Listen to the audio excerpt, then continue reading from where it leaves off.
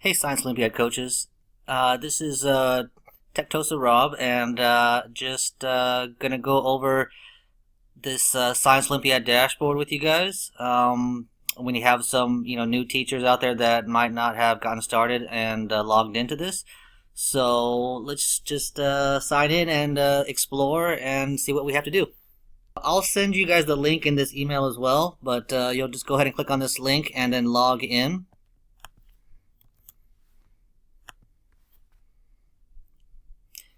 Okay, and then once we're here, let's go ahead and look at what we have here. I don't think right now we need to monitor the competition, but this looks like a link that you might want to go to as the coach, and it might show, where the students are logged into as far as if they're doing an online competition, just so you know that they are in that event and they are, taking that test or whatever it is. And then once, they're out of there, they'll probably come and check back with you on your Zoom. So let's just go over registration once we're here. If we click on this first one, registration, update terms, looks like we have your team number and your team name, and we will be paying for everybody, so don't worry about this view and pay registration. Okay. All right, next, let's see here, update school profile. This is just the basic information. Probably don't need to change any of this. So I'm going to ignore any changes.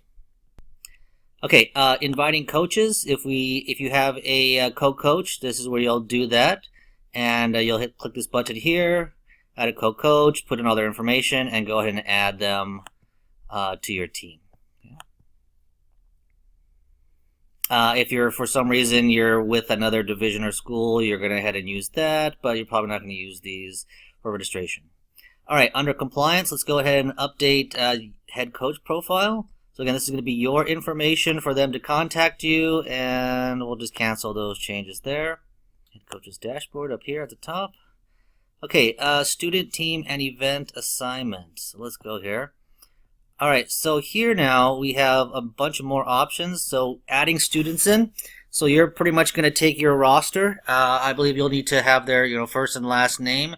Know their grade and their email, and let's see what happens if we click add student.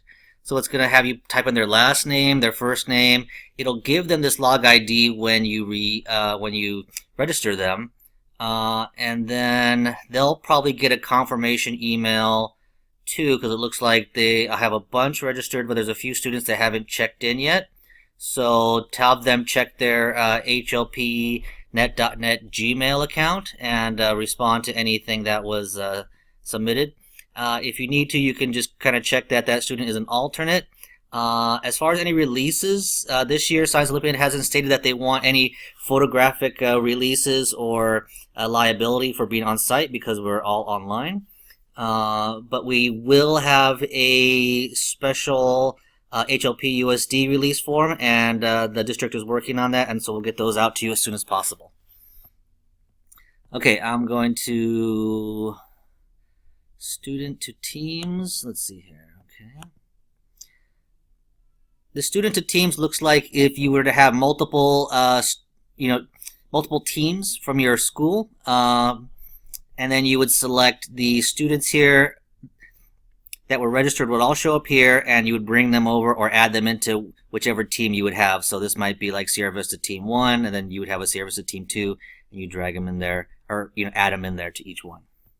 Student to events. So this is where you would find your students, and you would check to see which event that they were in. And what's nice about this is it says that, note, when there is a conflict, the grid hides all other rows to show the conflict row. So that means that you can't, register that student for the same event from the same time. So it'll say if they're in this one, then they can't be in these other events. And you'll just go ahead and click on all those events, just match them up, their kids with their events. If you don't fill them all up because you don't have enough kids, that's okay as well. Okay, let's go back. All right, event schedules. So then when you're done, I believe what should happen is that this should populate for you, and your students with the registration number will show up next to their events. and just so you have something nice to print out and share with your students.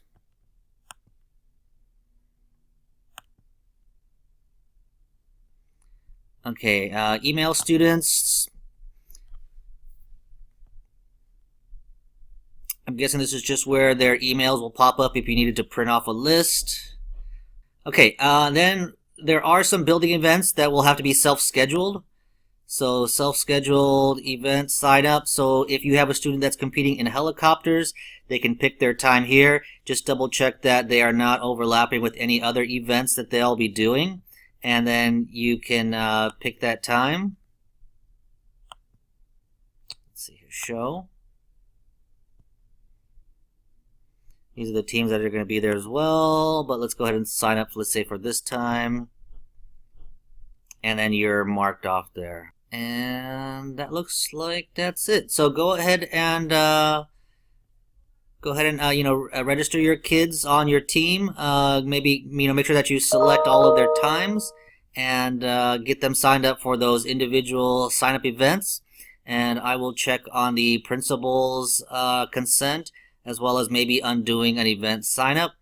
If you have any other questions, please feel free to contact me at ryamasaki, YAMASAKI, at hlpusd.k12.ca.us. And I will talk to you soon.